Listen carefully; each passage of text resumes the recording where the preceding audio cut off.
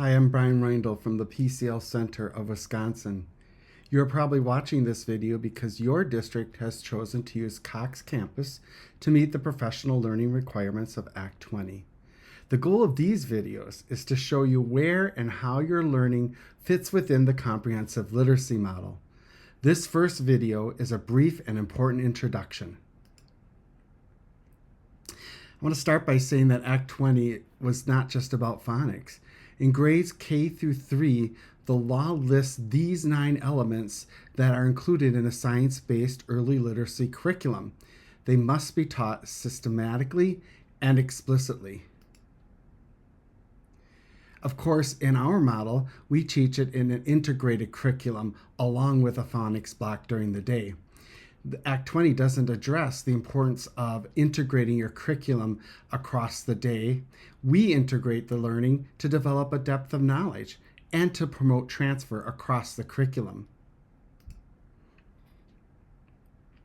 Many of the modules you'll be listening to and watching will refer to the simple view of reading.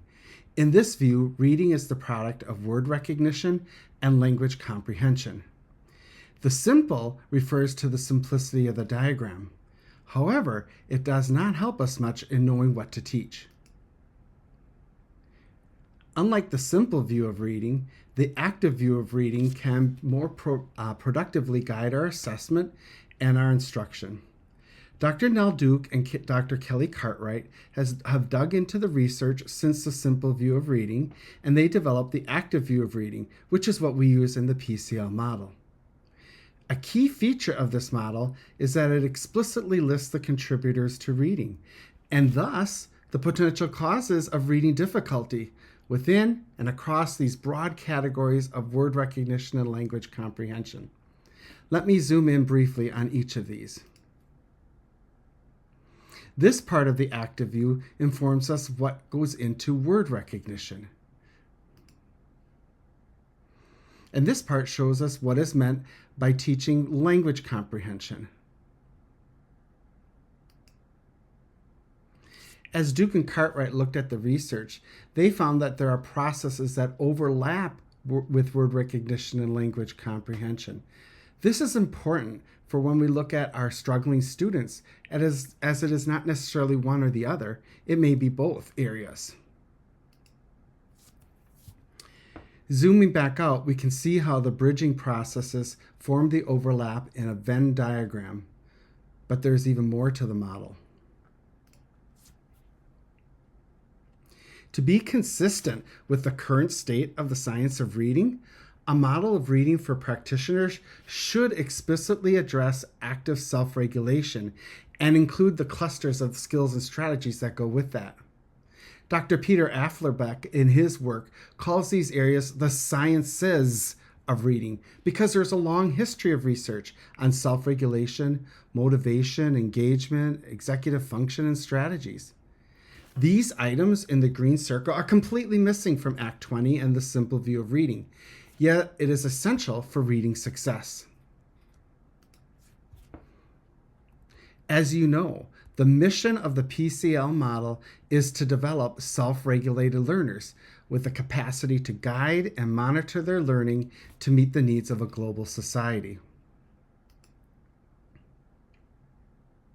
So we will use the active view of reading because it includes the important sciences of self-regulation. If you want to take a deeper dive into the active view of reading, click on the link below in the research article. I strongly encourage you to print out the active view of reading from the link below.